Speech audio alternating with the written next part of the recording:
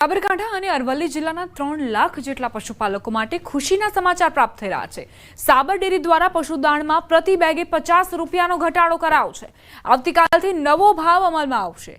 65 kilo પશુદાણની bag 1600 રૂપિયાના ભાવે વેચાણ સાબર ડેરી દ્વારા કરવામાં આવતું હતું, જો કે હવે આવતીકાલથી 1550 રૂપિયાના ભાવે પશુદાણનું વેચાણ કરાશે।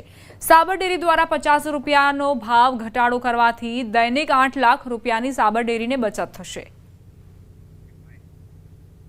સાબરકાંઠા અને અરવલ્લી જિલ્લાના પશુપાલકો માટે સાબર ડેરીના નિયામક મંડળે 3 લાખ પશુપાલકો માટે જે પશુ આહાર દાણ બનાવી સભાસદોને પૌષ્ટિક આહાર તરીકે આપવામાં આવતો હતો કે સાબરદાની અંદર બોડીએ 50 રૂપિયા સાબર ડેરીના નિયામક મંડળે ઓછા લેવા માટે નિર્ણય કર્યો છે।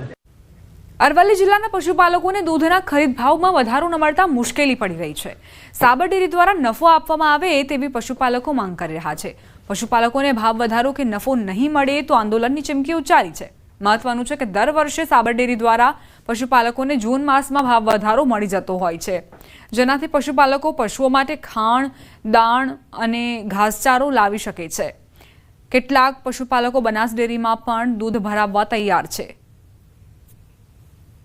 મહિનામાં વર્ષ પૂરું થયું, હજુ સુધી ઓડિટ કરાવ્યું નથી। હવે કહેશે કે ઓડિટનો પ્રશ્ન આવીને ઉભો રહ્યો છે। અમારા નફાની વેળા જોઈને અમે બેહર્યા છીએ।